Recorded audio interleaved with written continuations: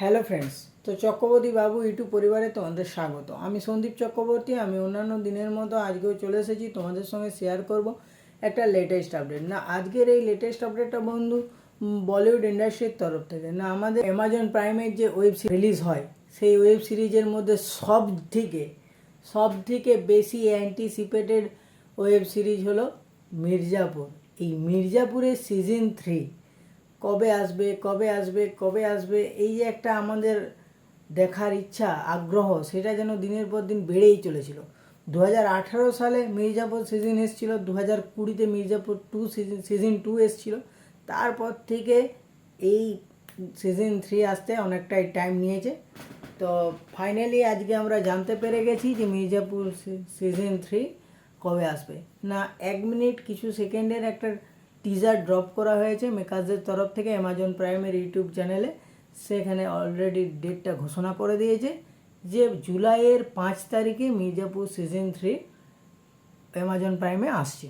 তো এটা একটা খুশির খবর।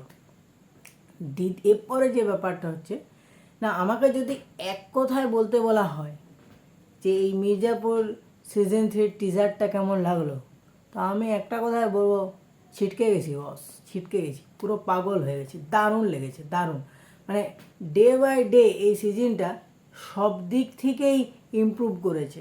ভিজুয়ালি ইমপ্রুভমেন্ট আরও বেড়েছে, আর স্টোরিটাও আরও ডিপ হচ্ছে, এবং ক্যারেক্টারগুলো যেন আরও ডেভেলপ হয়েছে আগের তুলনায়, এবং ক্যারেক্টারগুলো একটা রুট নিচ্ছে আস্তে আস্তে।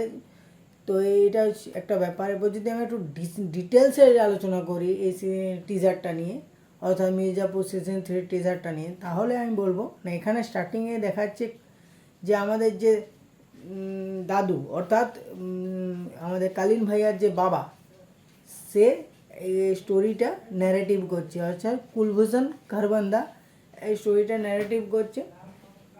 সে শুরুতেই দেখাচ্ছে জঙ্গলের সব জন্তু জানোয়ার, কারণ তোমরা মনে করে দেখো, সে কিন্তু টিভি চালিয়ে ওই এই আমাদের পশু পাখি এইসবই দেখতো।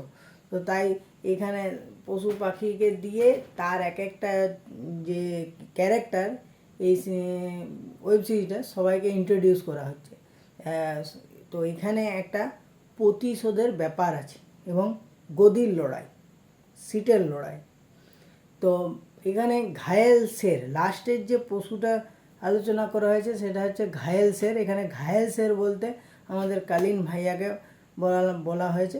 তো এখানে কালীন ভাইয়া তার সঙ্গে যে অন্যায় অত্যাচার করেছে, অর্থাৎ গুড্ডু ভাইয়া যে প্রতিশোধ নিয়েছিল সিজন 2-তে, সেই গুড্ডু ভাইয়ার এগেনস্টে এবারে কালীন ভাইয়া অনেক কিছু করে দেখাবে। এবং এছাড়াও এই সিজনে আরও কিছু নতুন ক্যারেক্টার আমরা দেখতে পাবো। এবং আরেকটা মজার বিষয়, যদি তোমরা ভালো করে লক্ষ্য করে দেখো, যে এই মির্জাপুর সিজন 3-তে প্রত্যেকটা পার্টে কিন্তু একটা বড় সড়ো লিড অ্যাক্টার বা বড় সড়ো লিড চরিত্রর কিন্তু মৃত্যু ঘটছে।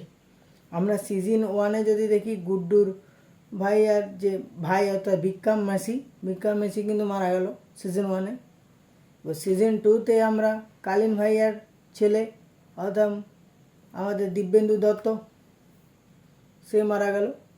সিজন 3-তে কে মারা যায় সেটাই এখন দেখার। আমরা কিন্তু প্রত্যেকটা সিজনে একটা করে টপ শট অ্যাক্টারকে, অর্থাৎ ক্যারেক্টারকে মরতে দেখতে পাচ্ছি। তো এখন এই সিজন 3-তে কে মারা যায় সেটা এখন দেখার। কিন্তু এই সিজন 3টা কিন্তু খুব আরও ডেভেলপ হয়েছে, স্টোরির দিক থেকেও আরও ডেভেলপ হয়েছে। এবং এখানে গুড্ডু ভাইয়া ক্যারেক্টারটা কিন্তু আরও ডেডলি হয়ে গেছে, মানে আরও অ্যাগ্রেসিভ হয়ে গেছে। ওইখানে শুরুতেই দেখাচ্ছে যে ওই যে এলাকাটা, ওই এলাকায় যে আমাদের কালীন ভাইয়ার যে একটা ছিল মূর্তির মতো, সেই মূর্তিটাকে সে ভেঙে দিচ্ছে।